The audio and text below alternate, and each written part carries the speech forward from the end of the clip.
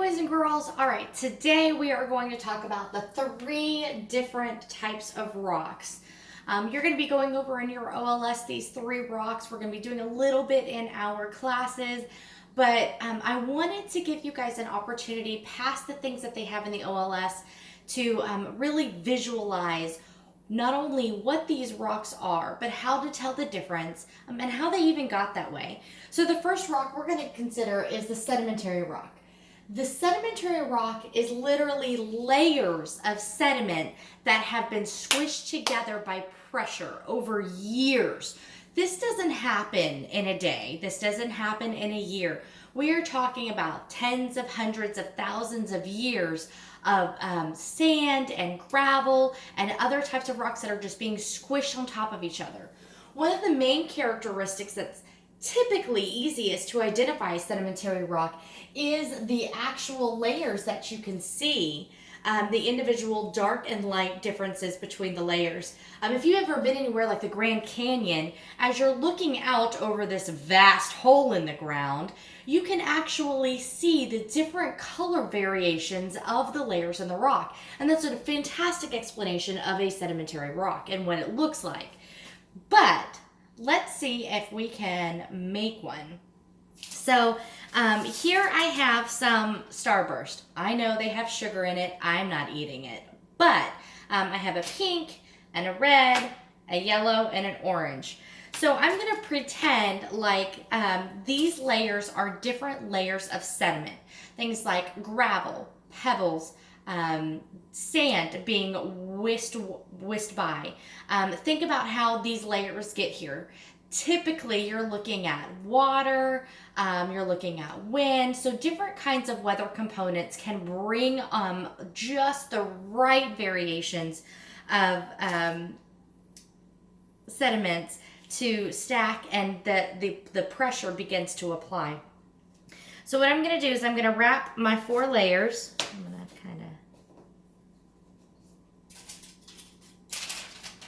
I'm gonna try to wrap it, okay, guys? We'll see how this goes. Miss Cummings has never done this before, so we'll see. But like I always say, it's better to try and fail so you can figure out what to do different next time. All right, so I'm gonna wrap it in foil just to make sure it has a tight lock on it. So over hundreds of years, thousands of years, these sediments continue to press down on one another. And as they continue, they actually form a rock instead of separate sediments. Call me Mother Nature. All right. So intense pressure is applied to these individual layers of sediments. And if everything went according to plan, it will come out, right, guys? It's so sad. But you can definitely see the different squished sideways layers of this particular rock that I've made. Something I'll probably give my kids to gnaw on later. But as you can see, you can still clearly see the defined layers of the different sediments, just like in our picture here. You can see the defined layers of the different type of sediments in this rock. So it doesn't really change the layers. Now, our next one, moving on. Our next one is, we're going to look at igneous rocks. So when we're looking at igneous, we're looking at hot magma that has come out and has cooled quickly. You're talking about such heat that it's literally melting the rock that it's sitting in. However, that's when it's down deep inside of the earth. When that magma comes up and it shoots out of the volcano or it touches water, that is a totally different cooled environment compared to what the inside of that volcano or that layer of magma is. Now, when it comes out, it does dry. It does cool down.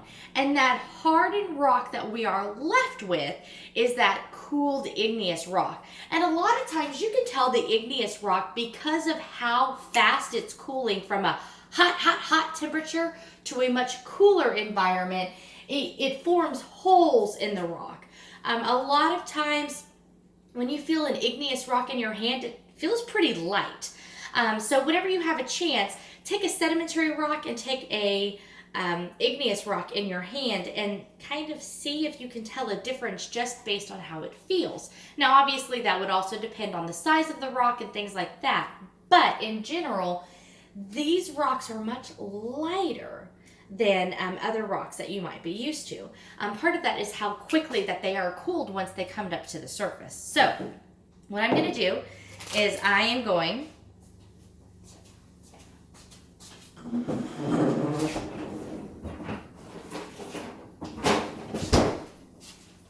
I have this prepared.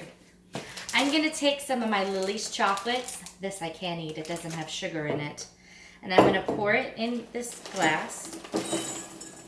And I'm going to melt it first.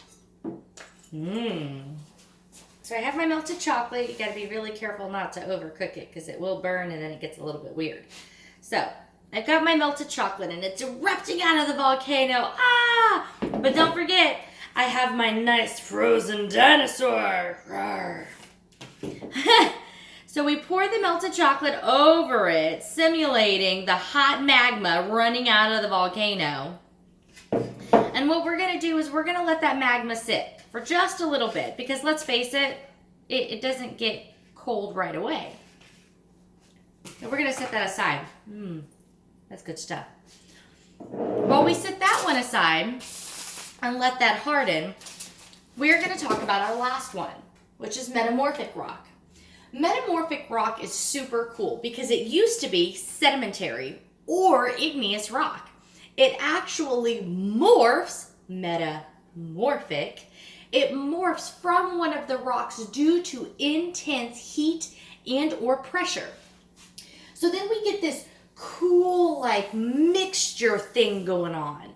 It takes these different rocks, and because of the intense heat or pressure that's been applied to it, it morphs it and squeezes it into a totally different being. So the first thing I'm going to do is I'm going to take my Starburst again. We're going to pretend like we're doing sedimentary all over again. And I'm going to stack them up. Here's my cute little sedimentary rock. I'm going to wrap it in my paper. And the first thing I'm going to do is I'm going to apply some heat to it. I'm going to do this by throwing it in my oven for just a couple of minutes. I don't want it too long, so we don't want to smell burnt sugar. You don't want that.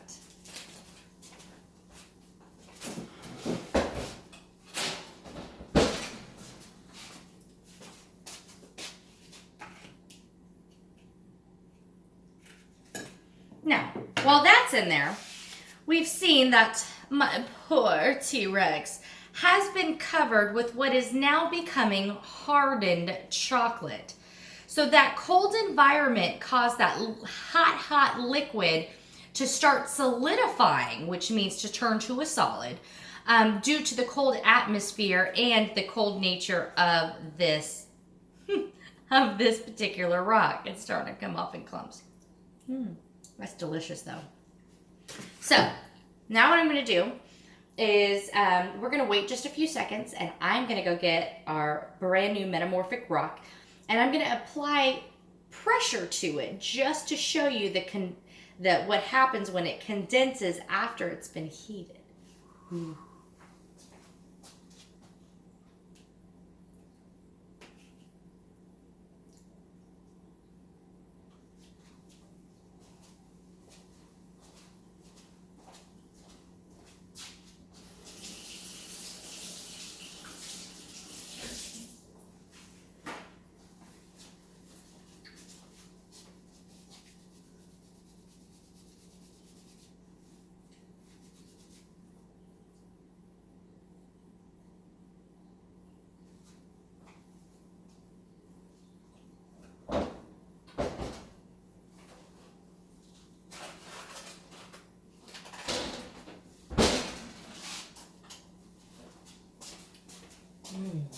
Ooh, nice and toasty.